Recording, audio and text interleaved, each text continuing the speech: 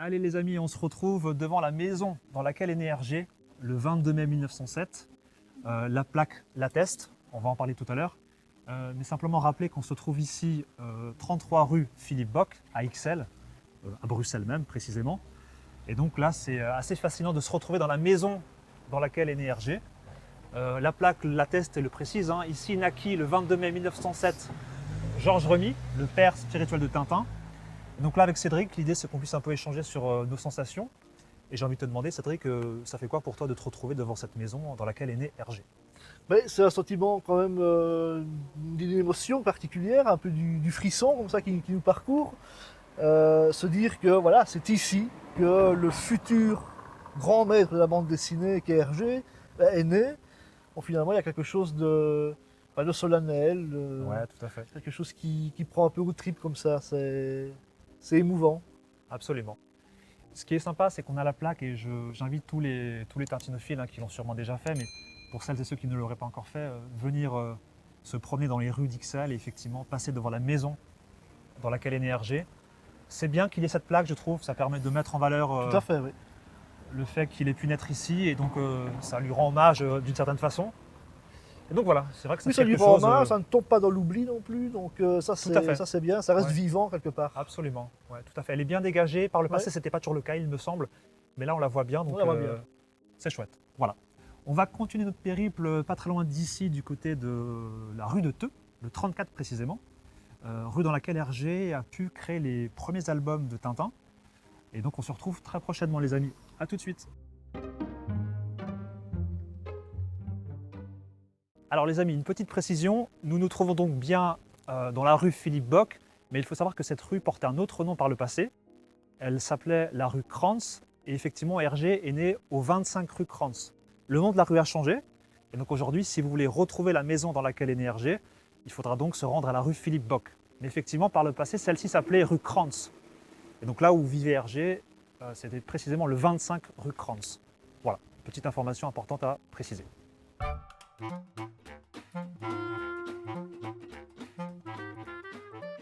Et nous voilà les amis donc devant le 34 rue de Theux, maison dans laquelle Hergé a vécu de 1917 à 1932. Et donc c'est aussi important dans sa carrière parce que c'est dans cette chambre-là qu'il a commencé à penser et à dessiner Tintin. C'est aussi cette époque durant laquelle il intègre le XXe siècle en 1925. Tu vois, le 20e siècle pour commencer, au service des abonnements. Absolument, tout à Hein, fait. donc, Ça lui plaisait pas beaucoup. Ça lui plaisait pas beaucoup. Effectivement. Il passera alors, effectivement, après l'abbé Wallet va le remarquer, et donc il passera au supplément jeunesse, donc Exactement. comme illustrateur en fait, Tout pour à le fait. 20e siècle, et puis au petit 20e alors comme rédacteur en C'est chef. l'idée de l'abbé Wallet qui effectivement pense à un supplément pour la jeunesse. Voilà. Et donc dès lors, Hergé peut travailler en tant que dessinateur, Illustrateur, illustrateur, c'est ça, effectivement. illustrateur. Et c'est à partir donc, de 1928 qu'il obtient ce rôle-là. Et donc on peut supposer qu'à partir de cette date-là, il commence à penser à Tintin et à imaginer Tintin. On sait aussi que c'est la période durant laquelle il a créé Cuc et Fluc. Exactement. Mais disons qu'ici, on peut se dire que dans cette chambre-là, vous l'avez vu avec le hublot, je crois que Jonathan a filmé le hublot, on peut supposer qu'il a pensé et dessiné les 3 premiers albums, Oui. à savoir Tintin au pays des soviets, Tintin au Congo et Tintin en Amérique.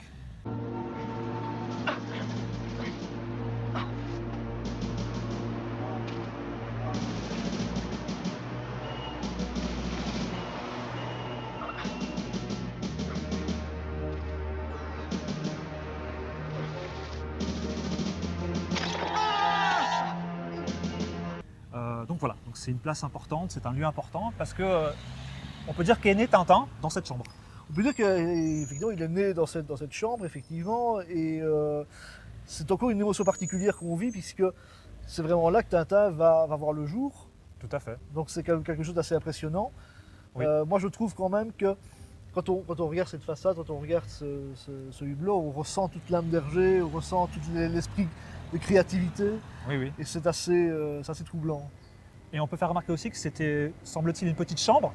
Donc Oui. il avait très peu d'espace, mais depuis sa petite chambre, il a quand même réussi à, comment dirais-je, à développer son imaginaire. Oui, et puis il fournissait un travail conséquent parce qu'il Absolument, y avait ouais. les illustrations à faire pour le petit 20e, les couvertures, il y avait effectivement les Tintin en 29, les Quick et Fluke, Ouais, ouais. donc il y avait aussi du travail publicitaire à réaliser. Donc il y avait quand même une charge de travail assez Absolument, importante qui était menée absolument. à partir d'ici. Ouais, il faut le souligner, tu as raison Cédric. Et donc voilà, on peut dire que l'aventure Tintin, ce qui nous intéresse en particulier, a commencé dans cette chambre en partie, Ouais. évidemment aussi au petit 20e, mais également dans cette chambre, donc c'était un lieu important à vous présenter. Donc voilà les amis, 34 rue de Theux, la chambre dans laquelle Hergé a pensé et dessiné Tintin, ce n'est pas rien. Chicago Post, New York Herald. Un journal, monsieur? Ouais, le Chicago Post. Merci. Ça ne devrait plus tarder maintenant.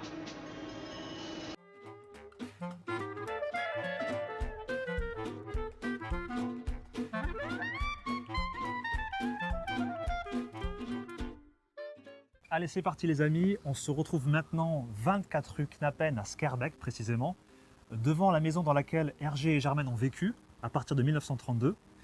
Et cet endroit est très particulier parce que c'est le lieu dans lequel Hergé et Chang se sont rencontrés pour la première fois, en 1934 ou en 1935.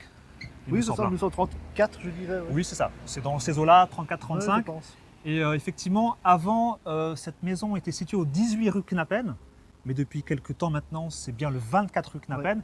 Effectivement, on connaît la photo assez iconique sur laquelle on retrouve Hergé et Chang qui posent tous les deux sur cet escalier-là qu'on voit ici. Et donc on retrouve effectivement la grille de la porte qui est exactement la même que l'époque. Hein. On parle d'une photo de 1935, effectivement. Et donc le fait de se retrouver plus de 90 ans après devant cette porte-là, c'est assez fort, c'est assez symbolique. Et donc on voulait en parler un petit peu tous les deux. Ça t'inspire quoi toi Cédric? Ben, je me dis effectivement, 90 ans plus tard, nous voilà devant cette maison où Hergé a quand même... C'est là où il a évolué. Absolument. Aussi. C'est là où il a évolué. Sa rencontre avec Chang, c'était décisif dans ce qui va se passer ensuite pour Tintin. Le Lotus Bleu, ça va donner quelque chose d'assez neuf. Tintin naît vraiment dans le Lotus Bleu. Absolument. Tu vois, les valeurs qu'il va porter naissent dans le Lotus Bleu. Ouais. Et donc se retrouver ici 90 ans après, ben oui, c'est assez symbolique. Tout à fait. Tu as parlé du Lotus Bleu, mais on peut aussi dire qu'il a pensé l'album juste avant, Les Cigarettes du Pharaon, sûr. qui a été fait ici, très certainement aussi. Oui, oui. Mais comme tu le dis, la symbolique est très forte du Lotus Bleu parce qu'effectivement, c'est un album qui marque un tournant dans l'œuvre de Hergé, on l'a souvent dit, mais je tenais à le redire.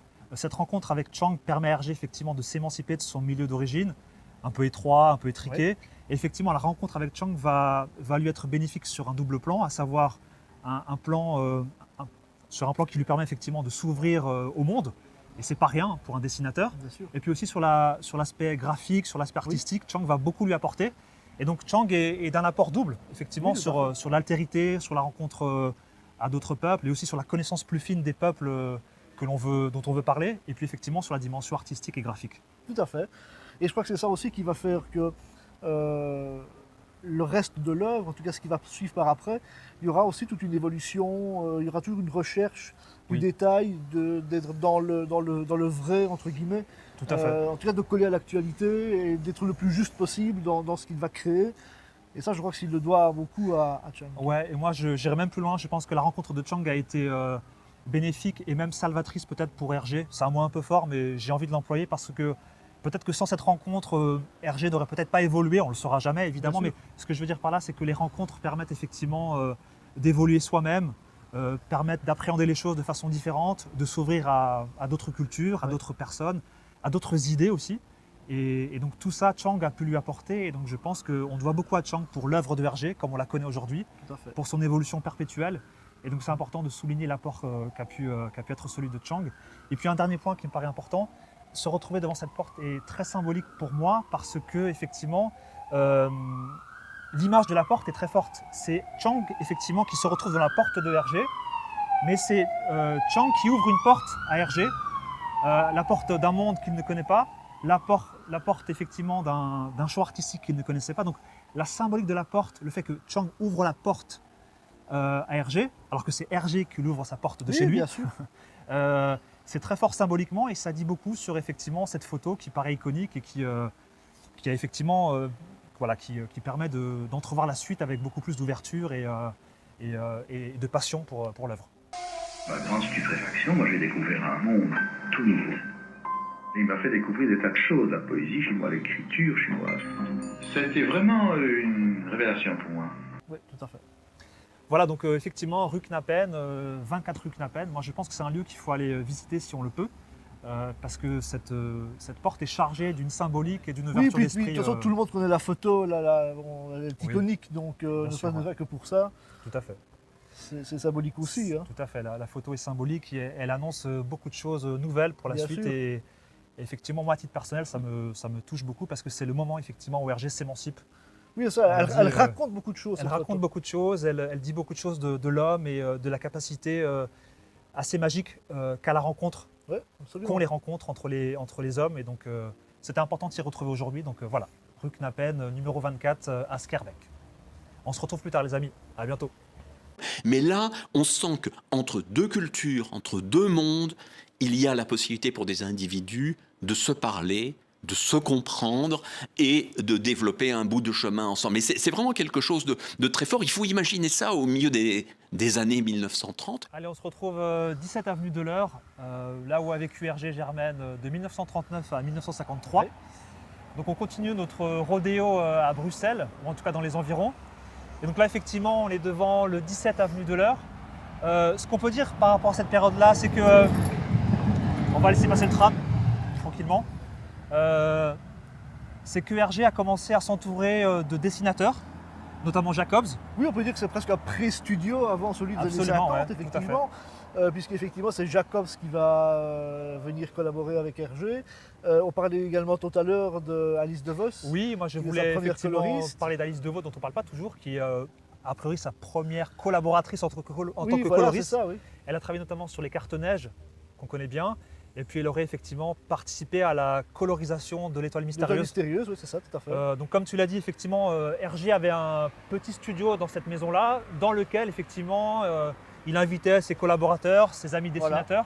On a parlé de Jacobs, on a parlé de Alice Deveau. Oui, il y a Il y en a Léaninov d'autres. aussi, on ne cite pas beaucoup, mais alors moi j'aime bien ces histoires-là, mais Léaninov et Jacob avaient une petite histoire d'amour entre Ouais, eux. ok. C'était assez joli finalement. Germaine disait d'ailleurs que c'était la plus belle des époques. Oui, oui. Celle où Jacobs venait, celle où il y avait Guy de Sizy aussi, Tout je à fait. pense, qui venait des années 50. Et donc ça c'était, voilà, c'est assez mignon d'avoir une symbiose, Tout à fait. parce que c'est ce qu'il y avait vraiment, c'était une symbiose entre eux, à l'esprit de travail où moi ça m'amusait beaucoup apparemment. Donc loin encore du sérieux entre guillemets des studios, Oui, oui, il y avait plus de légèreté, tout à fait. donc je trouve ça assez sympathique. C'est ce que dit Germaine d'ailleurs, elle disait que pendant cette période-là, pendant le studio dans lequel Hergé faisait venir ses amis, il y avait une vraie ambiance de camaraderie, on s'y retrouvait pour beaucoup rigoler, etc. Donc c'était vraiment un beau moment. Et ça, comment dire, ce studio qu'a aménagé Hergé, en fait c'est un peu les prémices des studios Hergé Oui. qui vont arriver plus tard, mais disons qu'effectivement 1950 après les studios c'est ça, Hergé, tout à fait. Donc disons que pendant un peu moins d'une décennie ou un peu plus, 1939, oui c'est ça, effectivement Hergé commence à travailler avec d'autres collaborateurs, Oui. avec d'autres dessinateurs, et puis créera tout doucement les studios d'Hergé. c'est ça, c'est un peu les prémices, c'est un peu le berceau de ce que devient le studio Hergé à l'avenue Louise. Ouais. Sur le plan des albums de Tintin, on peut dire que durant cette période-là, c'est précisément durant ce moment-là qu'il a créé Le Secret de la Licorne, Le Trésor de Rackham Oui, Rouge, Les Sept Symbole de Boules, Le cristal, Temple du Soleil. bien sûr. Voilà, donc c'est des albums très importants. On peut aussi dire qu'il a travaillé au Soir volé, hein, Oui, oui, qui tout à était fait, occupé oui. effectivement par l'occupant à ce moment-là. Lui qui était dirigé par Raymond de Becker à l'époque. Tout à fait. Donc voilà, c'est une période importante sur le plan créatif, je dirais, parce qu'effectivement la décennie 40-50, malgré les soucis qu'il a pu connaître, lui a été aussi quand même favorable sur le plan de la création. Ça va lui être une époque assez chargée effectivement Tout à fait. pour lui et assez riche d'albums. de qualité exceptionnelle d'ailleurs, parce que c'est vrai qu'il va s'éloigner, il ne va pas prendre le sujet de la guerre, de la propagande, etc. Il va s'éloigner de tout ça, Tout il à va fait. vraiment créer des aventures pour vraiment sortir de l'imaginaire. Il sortira un petit peu de la politique, Il sortira de la et politique, des oui, sujets d'actualité. Effectivement, donc c'est une époque tout à fait différente pour Hergé. On peut dire que dans les 7 boules de cristal, on voit beaucoup la patte de Jacobs, hein, qui est importante. Et c'est un album particulier parce qu'effectivement, Jacobs a beaucoup participé à celui-ci, notamment. Donc voilà, ça marque aussi un tournant peut-être dans l'œuvre de Hergé. Et, effectivement, jusqu'aux années 1950, il aura collaboré avec pas mal de personnes.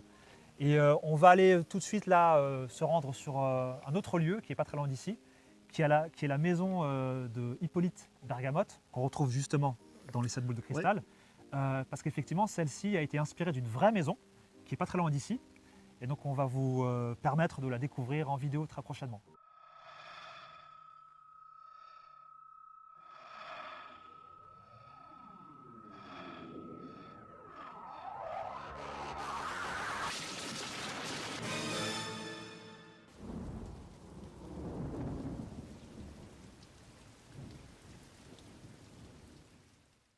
C'est parti, on se retrouve maintenant les amis devant la maison de Hippolyte Bergamote, bien connu de l'album Les 7 boules de cristal. Donc là effectivement on voit la maison hein, qui a inspiré Hergé pour reproduire la villa de Hippolyte Bergamote.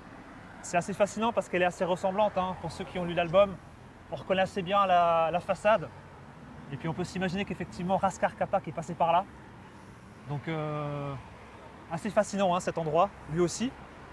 Ce qu'on peut dire, c'est que Bergamote était un ethnologue, Oui, c'est ça, effectivement. voilà, Oui, qui a étudié un petit peu les sciences occultes, je crois. Dans l'album, il parle d'un mémoire qu'il a rédigé. Oui, Et donc c'est quelqu'un voilà, qui faisait partie effectivement de l'expédition Sanders-Artmut, tout à fait, avec d'autres explorateurs. Et donc effectivement, le 6 avenue de l'Eure, c'est sa villa. Bonsoir, Tournesol. Oui, Hippolyte. Ce cher bon vieux Tournesol. Ce qu'on peut ajouter, c'est que Bergamote a été inspiré par Jean Capart, Jean Capart, tout à fait. l'égyptologue belge, effectivement. qui lui ressemble assez Qui lui ressemble, il a la même physiquement, voilà, corpulence, tout à fait. effectivement. C'est assez flagrant, hein, la ressemblance entre les deux Oui, oui. personnages. Je crois que Jean Capart était un égyptologue. C'est ça, égyptologue belge. Ouais, tu l'as dit c'est effectivement, ça. pardon. Donc voilà, là encore, l'intérêt d'Hergé pour les sciences, pour la recherche. Oui. À nouveau, hein, c'est assez étonnant. C'est étonnant, oui. Mais en tout cas, voilà, il reproduit un petit peu cet intérêt pour les sciences à travers la création de personnages, à travers fait. le scénario de certains albums. Et donc voilà, ce qu'on peut ajouter sur cette maison. T'as une chose Voilà, à la petite ajouter histoire que moi j'aime beaucoup. Alors elle est connue de tous les tatinophiles, évidemment, je vais rien leur apprendre, mais bon, moi je l'aime bien, c'est que quand Hergé et Jacobs se sont mis à dessiner la maison, à faire les premiers croquis, pensant qu'elle était abandonnée, vont voir tout d'un coup arriver du matériel militaire, c'était donc les Allemands, c'était une sorte de commandanture entre guillemets, et donc ils ont eu un petit peu peur qu'on les prenne pour des espions à dessiner, et ils ont pris vite la tangente. C'est ça, tout à fait. Voilà, je trouve cette histoire-là assez amusante. Ouais, bien sûr. Et ça me permet de rappeler que c'est plutôt Jacobs, je crois, hein, qui a fait des croquis de la maison Oui, bien sûr. dans Oui, un c'est- premier temps, et c'est ensuite Hergé qui a dessiné Voilà, la maison, c'est ça. effectivement. Donc ils sont pas allés très loin hein, de l'avenue de l'Eure, le numéro 17. Hein. On a fait 300 mètres à pied hein, Oui, voilà, pour trouver cette maison. Et c'est vrai qu'en la regardant de plus près, on reconnaît assez bien hein, la devanture, les différentes façades. Hein, Oui, et moi puis, j'ai en tête la scène où on voit le policier dans une petite case, où le policier court dans le parc, Tout à fait. avec cette ambiance d'orage, cette ambiance un peu, il fait lourd, on sent oui. la malédiction de Raskar Kapak qui plane sur la maison, Absolument. c'est assez édifiant. Peut-être que ce serait intéressant qu'on y vienne de nuit. Peut-être. Oui, Pourquoi peut-être pas, bien, oui. à l'occasion. Ce serait peut-être une idée à Ça serait retenir. intéressant. Pourquoi pas éventuellement revenir ici en période de nuit. Donc voilà les amis, la villa du professeur Bergamote, un grand ami de Tournesol. La police a donc pris des mesures pour assurer la protection du dernier membre de l'expédition, le professeur Bergamote. Bergamote? Allez les amis, on se retrouve une dernière fois sur la fameuse Grand Place de Bruxelles. La journée a été très longue, donc on espère que ce qu'on vous a proposé vous aura plu. Pensez à liker, pensez à vous abonner si vous avez aimé ce contenu, et puis on se dit à bientôt. À bientôt les amis.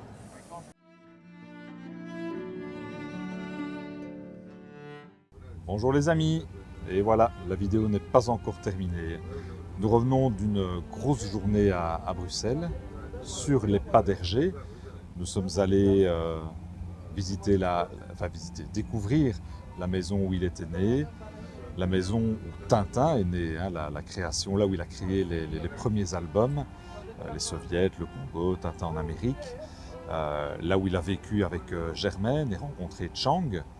Mais nous avons aussi été au cimetière du Dieppe. Alors, notre réflexion, elle a évolué tout au long de cette journée et les rencontres que nous avons faites, notamment Hervé Springal. En fait, souvenez-vous, quand nous sommes allés au cimetière, nous étions étonnés. Étonnés parce que sa tombe nous semblait extrêmement sobre, pour ne pas dire un peu pauvre finalement. Nous qui sommes des tatinophiles, nous pensions qu'elle n'était pas raccord avec l'univers riche et coloré qu'il nous a laissé. Tout cet héritage de mouvement, cet héritage de couleurs, la ligne claire. Ça pour nous c'est Hergé. Mais au terme de cette journée, il faut bien reconnaître que notre perception, notre vision de ce qu'était l'homme, de ce qu'était l'artiste a évolué. Et surtout, on va maintenant distinguer Hergé de Georges Remy. En discutant avec Hervé, c'était frappant. Souvenez-vous, on en a parlé, on en aura fait mention, sur la pierre tombale, la première version de la plaque, c'était Georges Remy, Hergé. Comme si l'homme et l'artiste étaient indissociables. La plaque actuelle, c'est Georges Remy, dit Hergé. Finalement, il y a l'artiste, mais il y a aussi l'homme. Et aujourd'hui, nous sommes sûrs que l'homme était très différent de l'artiste et de l'œuvre qu'il nous a laissée. C'était quelqu'un qui, je pense, était plus dans la sobriété. C'était un homme discret, c'était un homme humble. Et finalement, sa pierre tombale, elle est à l'image de cet homme-là. Et comme nous, en tant que tintinophiles, en tant que passionnés, nous sommes allés ce matin au cimetière du Dieppe, nous sommes d'abord et avant tout allés pour rendre hommage à Hergé et pas à Georges Remy. Mais c'est la tombe de Georges Remy, avant tout. Donc il faut respecter ça. Donc, ça ne nous empêchera pas, dans les prochains mois, dans les prochaines années, de continuer à nous rendre voilà, dans ce lieu et d'essayer d'y apporter un petit peu de fantaisie. C'est aussi ça, comme l'a dit Saïd, c'est aussi ça, faire vivre l'œuvre, continuer à défendre son héritage et surtout continuer à rêver et à essayer de lui rendre très modestement tout le plaisir qu'il nous a donné et qu'il nous donne encore aujourd'hui. Mais on n'oubliera pas non plus que nous sommes devant la tombe de Georges Remy et que c'est la tombe d'un homme, avec ses valeurs, avec ses goûts, ses envies. Et si sa tombe est là aujourd'hui, c'est que c'est une tombe à son image, telle que lui l'a voulu. Voilà. Allez, à bientôt les amis. Rendez-vous pour une prochaine vidéo sur Tatino Geek. Ce qui est extraordinaire chez Hergé, ce que j'ai essayé de raconter dans ma biographie, c'est à quel point il avait une capacité d'évolution. Il part d'un milieu, il disait belgique, un milieu belge très étroit, très rigoriste, sans beaucoup d'idées, sans beaucoup de culture, et peu à peu, rencontre après rencontre, album après album, il va se transformer lui-même. C'est son œuvre, au fond, qui lui a permis de devenir pleinement ce qu'il était, de révéler toute l'intensité de son intelligence, de son talent, de son génie.